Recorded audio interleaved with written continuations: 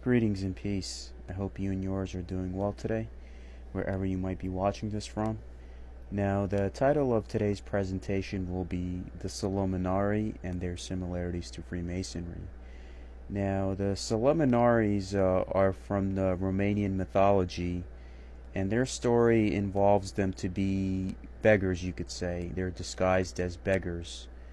And their initiatic process, who they are, how they operate, made me saw a lot of Masonic traits in them. And they are a group that has existed before the Abrahamic faiths.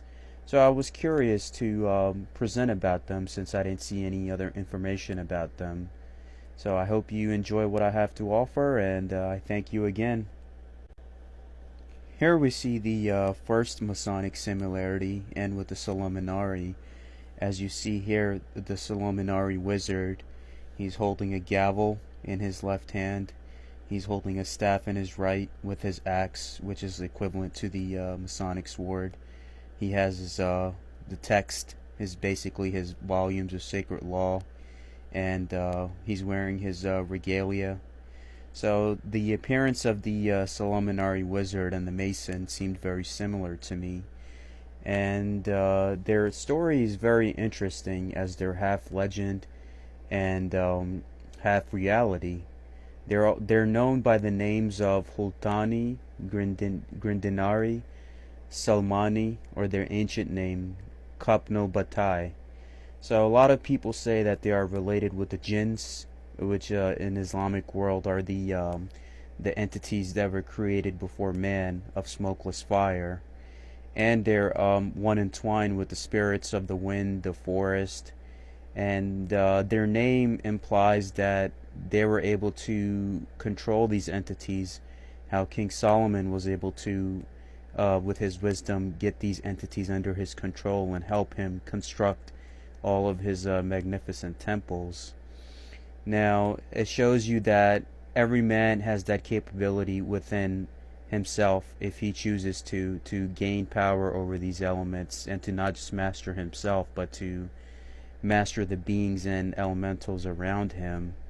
And they show that they're depicted as these wizards that have the power to not just control the jinns, the weather, but also ride on top of dragons.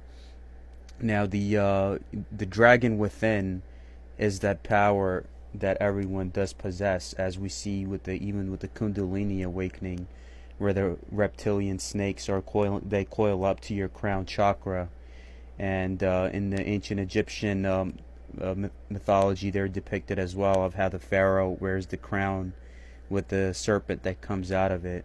So the dragon is depicted here too, of how the wizard rides on top of the reptilian dragon, which is basically all an allegory to master yourself. Now, the Book of Solomonari, which I guess is basically their volume of sacred law, that's where all their power and knowledge is transcribed, and it's kept in a small wooden jar. And what they do is basically, the Solomonari are believed to be people of the inner earth, where whoever they want to initiate, they take them to the inner earth, and that's where they're kept for a certain amount of years, and that's where their studies are transcribed to them. And when they're ready, they come out, often disguised as beggars in the world, and they do that to test your heart. So if you walk by the street and there's somebody that asks you for help, hey man, can you help me out? I need something to eat. He might be a Solomonari in disguise, but he might be a master teacher and a master wizard, but that's how he keeps himself in an aesthetic lifestyle, to test you, to see, are you really who you say that you are, with all the promises you made before God and man? And if you pass their test, then they continue to bless you. And if not, then the calamities rain upon that community that denied them or denounced them, such as hailstorms or other natural disasters. Now, how they select their initiates is, at the age of 7, the children that they deem to be worthy are basically kidnapped by the older Solomonari. So it's basically like reminiscent of the story of Hassan Saba, the old man of the mountain, of how he would have a group of children and students and how he would train them to become assassins in their life. And they would take them into the caves and the core of the earth, where they are kept and trained in the inner earth and taught to be a Solomonar until they reach adulthood. So similar to Masonry, how one reaches mature age, and they have to be at least a minimum 20 years. So in this school, the Solomonari, they learn the language of all living creatures on earth. So all the charms and incantations, and all they do is basically they're just disguised as beggars, and they travel the world from one location to the other. And their job is basically to test people, which I found this very similar when I was in Pakistan. I would find a lot of Sufi elders that often use this practice as well, where some of them might be very well set, but they do that to test their initiates, not just to test the initiates, but to test those around them who say that, I'm a good person, or I'm this or I'm that, but they want to see them alone and catch them in a situation to see if they really will help somebody or not in times of need. The Solomonari are often depicted not just to be the masters of their self or the elementals around them, but they are also known to test humanity in all of their wisdom. They're depicted to be tall and fair-skinned beings with long white robes.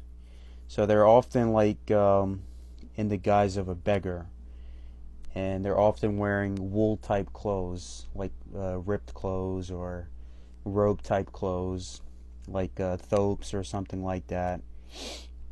And they often have like patches, and the way that they look, most people would probably walk by them, but they are often, what they're doing is they just want to see what kind of heart do you have. Do you deserve their help or their blessing, or do you deserve their curse? So it's just like most people say that, okay, these people are of the devil, but you have to realize that before organized religion came about, they believed in a supreme being, Zalmoxes, who's basically a solar being, one that gives life, or of the light, you could say. So most people condemn and throw away things that they do not understand. And that aspect of being treated good or being treated in an evil way is within these beings as well, and how your actions depends on how they will perceive you and how they will treat you. And their karma and their love that they're giving to you, it's often good, because most people would help someone. The double-headed eagle symbol often appears in Scottish Rite Freemasonry, and also in many of the flags of the Eastern European cultures and nations. But in the Solomonari, the eagle means Holtan, and this is one of the symbols of their supreme being, Zalmoxes, the double-headed eagle, which means the dualistic nature that man always possesses, of life and death, man and women, good and bad, light and darkness. So the Solomonari represent the duality themselves, just like how the Scottish Rite Mason with a double-headed eagle faces that choice as well, of basically there's two paths in one group, and it depends on how you choose to, with your free will, to bear those rewards and consequences. You have the right to experience your own specific path. And the aspect of life and death, men and women, good and evil. So it teaches you that you often are given tasks and choices and heartbreaks and consequences in your life. It's up to you to determine, how will I handle this? How will I bear the responsibility that's been given to me? Will I handle everything in a positive way, or will I have the why me attitude? So the dualistic nature of Zalmoxes, as shown in the double-headed eagle, also prevalent in the Masonic path as well, is that you are given your free will to become a master of yourself. You either master those elements and master all that within you by infusing light and dark together, or you choose the other path where you learn nothing at all. And an example also is given in the Matrix movie, in the end of the third Matrix movie, where the only way Neo can defeat Agent Smith is when he lets his darkness infuse with his light and they become one. That was the only way that they could reset the Matrix and bring peace to everybody. So it's not about just light prevailing or darkness prevailing. The only way there can be true peace and true balance is when there is that aspect and balance of light and dark, not just within ourselves, but within the world that we operate in. The supreme being the Solomonari believe in is known as Zalmoxes, and he is an ancient Greek entity, which is also connected to the Romanian aspect as well.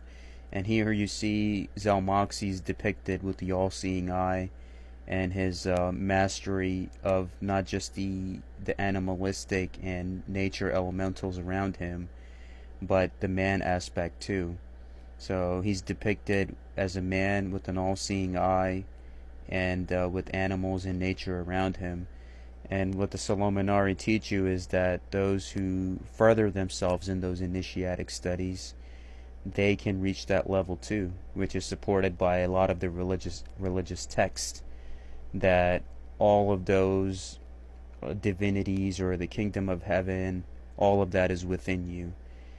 And it teaches you that if Zalmoxes is able to achieve that, then so too can the initiates of this school.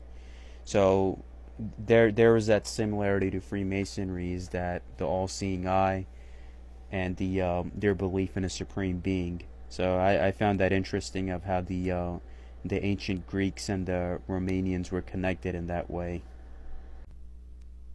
Here we have a artistic rendition of a Solomonari who's seen guiding the aspect of the dragon, and their roles doesn't teach them not just to be humble as high magicians who disguise themselves as beggars to test humanity, but also to bring those calamities upon those aspects of humanity that did injustice to people or to peasants or whatever have you. So there's that aspect that they play amongst their own self, where one Solomonari can be the one that brings hail and thunderstorms upon lands, which disrespected their poor and the peasants, while, let's say, another counter Solomonari could work against those spells. So even within their community, there's an internal warfare that takes place between two groups, just like how we see the fight between good and evil that takes place between all races, religions, and groups in the world, of the one side wanting one agenda and the other side wanting the other agenda. But their aspect of how humble they are on meeting on the level, comparatively to Masonic teachings, is that they never forget their real purpose. Is they could be the most educated magician there is in the world, but they still choose to depict themselves in a way where the other person would not suspect anything. So it's about those characters and those lessons that one can apply to their lives, and to know that if I was in a position where I needed help, I know somebody would help me.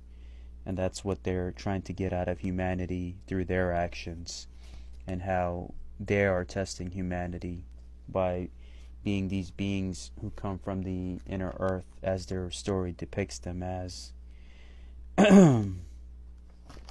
This picture of what a Solomonari would be depicted as in the Romanian depiction of it. So one thing I really admire about the Solomonari is that they're not prideful. They have no ego, no pride. This individual sitting right here might be the most gifted magician in the world and have all the occult and esoteric knowledge, but He would never tell anybody that I'm better than you or that you're lesser than me, or he would want any titles or fancy numbers or accolades next to his name. None of that means anything to him. And that's when the true seeker becomes the true believer. And he puts himself in that position not to show off that I'm this or I'm that, but to show humanity that I'm just like you. And what kind of heart do you really possess if I present myself in a fashion where most people will walk by me? Would you be the one that would truly help me? Would you be the one who would sit down and treat me like I'm one of your own? Or that heart to sit down and break bread with me or talk with me, not knowing anything about me? And how many instances do we see that in the modern world where most people, they judge you by their appearance, they judge you by what you look like, and they don't take the time to sit down and get to know you. And I think we need to learn from the Solomonari is that you just don't know who it might be that's walking past you. You can't think, or you can't laugh at, or you can't look down upon anyone, because that person might be somebody that you can't even imagine. So give equal respect to everyone, whether it's in your family, in your personal life, your workplace, anything that you're involved in. Don't think that you're better than someone, or they don't deserve your time or validation or recognition, because you do not know in the house of Almighty God who that person is really and what their spiritual rank is. So another slide that I wanted to add towards the end is learn from the Solomonari. Don't think that you're better than anyone. Don't let your ego and pride be your downfall. We're all walking each other home, and we're all here to help each other in our earthly journey, and to be the best that we can be in all that we do. We really need to be there for each other. And at the time, humanity, as of now, with the things going on currently. So let's learn from them and apply those lessons to our lives in our system of self-improvement and becoming better every day.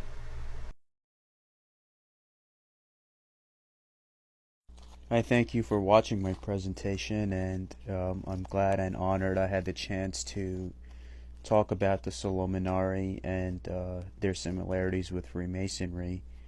If you have any questions or comments, please email me at salmonshake911@gmail.com. All images, thumbnails used were retrieved from public search domains and protected under copyright laws of fair use, education purpose. My videos are always non-profit and for education. Stay safe for you and your families. Life is beautiful, and the lessons of this video, whether you're following the Solomonari aspect or the Masonic aspect, is just to help someone if you have the capability to do so. If you have the ability to help someone, let's say you're walking down the street and they need food or water and you can do it, then do it, because it will come back to you. When you need help, those moments of goodness that you put out there, it will come back to you. You don't have to put it on social media that you help somebody. Just unseen humanity out of the goodness of your own heart and capability. Just help them. And the all-seeing force does take into account what you've done. Nothing goes unforgotten or unsaid. Always help someone if you have the capability to do so, and try to leave a better world behind. And right now, with the current phase humanity's going through, we're seeing that those aspects that people had neglected before, such as their relationships with self, with others, their families, are now being forced upon them so they can deal with them and heal from them, rather than all the years that they spent running away from them. Now that you have to heal those aspects as the world and humanity evolves into a different aspect of their existence. And right now, it's for us, it's the Islamic month of Ramadan. So what the Solomonari teach us is prevalent in our faith as well, that if you don't have the capability to fast during Ramadan, if you can support a poor family for a month, or if you can help somebody get groceries for a month, it's the equivalent of that. So please try to help someone if you have the capability to do so, and know that those lessons of goodness and humility and moments of need, when we're in those situations as life goes up and down, we too will get that love and reward back. And my prayers are always with you and your family as time goes on and we delve into a newer reality. So thank you again, and please take care of yourself and your loved ones. All rights reserved.